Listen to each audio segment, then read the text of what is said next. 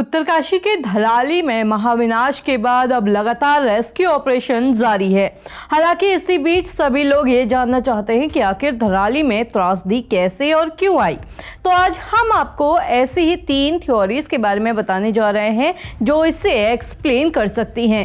ये धराली का पूरा इलाका है। ये ऊपर से एक रोड जो गुजर रही है ये चीन की सीमा तक जाती है और जो ये दूसरी नीचे की ओर जा रही है ये गंगोत्री की तरफ, और ये वो भागीरथी नदी है जिसमें यहाँ से खीरगंगा आकर मिलती है, यानी कि ये भागीरथी की ट्रिब्यूटरी है। इन तस्वीरों में जो आप खीरगंगा का रूप देख रहे हैं ये कई सालों से इसमें इतना ही पानी है, ये बिल्कुल ऐसे ही है, जिस वजह से लोग इसके इर्द गिर्द बसते चले गए। शायद लोगों ने ये सोचा होगा कि यहाँ पर कभी भी बाढ़ आएगी नहीं, लेकिन चंद मिनटों में खीरगंगा ने अपना रौद्र रूप दिखाया और खीरगंगा मौत की तरह अपने साथ मलबा, बड़े बड़े बोल्डर्स लेकर आई, जिस वजह से किसी को संभलने का मौका नहीं मिला और पूरा धराली तबाह हो गया। आप देख सकते हैं कि धराली पहले कैसा दिखता था और अब यहाँ इतनी इमारतें, बागान सब मलबे में समा गए हैं। अब ये छोटी सी गाड़ आखिर इतनी खतरनाक कैसे बन गई, चलिए इसकी थ्योरीज पर बात करते हैं। इन तस्वीरों में जो आप खीरगंगा के रास्ते को देख सकते हैं, जैसे ही हम यहाँ से ऊपर की तरफ जाते हैं तो ये रास्ता सीधा ग्लेशियर की तरफ जा रहा है। अब इस खीरगंगा में पानी में उफान के पीछे एक थ्योरी इसी ग्लेशियर से जुड़ी हुई है। ये जो ग्लेशियर आपको दिख रहा है इन्हें सर्फ ग्लेशियर या फिर हैंगिंग ग्लेशियर भी कहते हैं।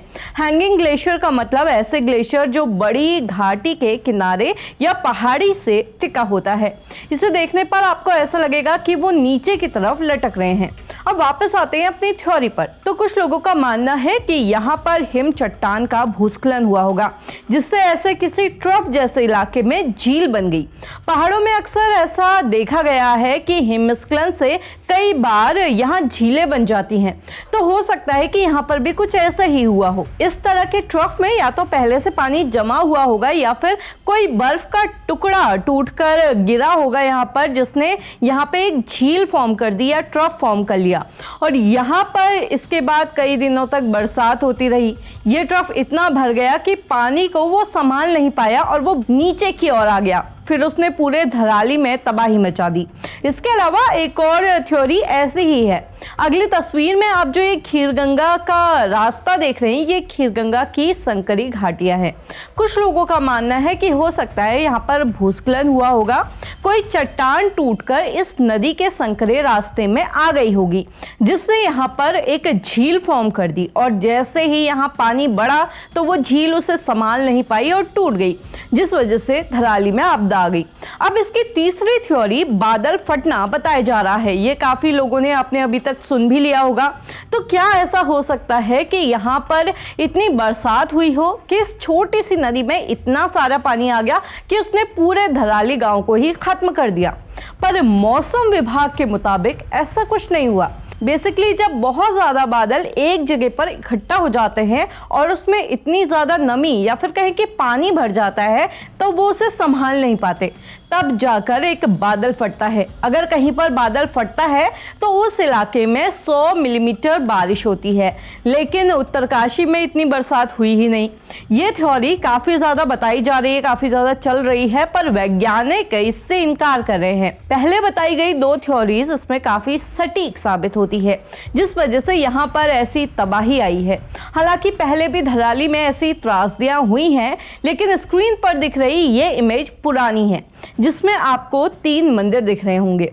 अब इस अगली तस्वीर में देखिए, शायद किसी आपदा में इन तीनों में से एक मंदिर नष्ट हो गया। 1835 में भी यहाँ तबाही आई, जिस वजह से ये मंदिर पूरी तरह से धरती में समा गया।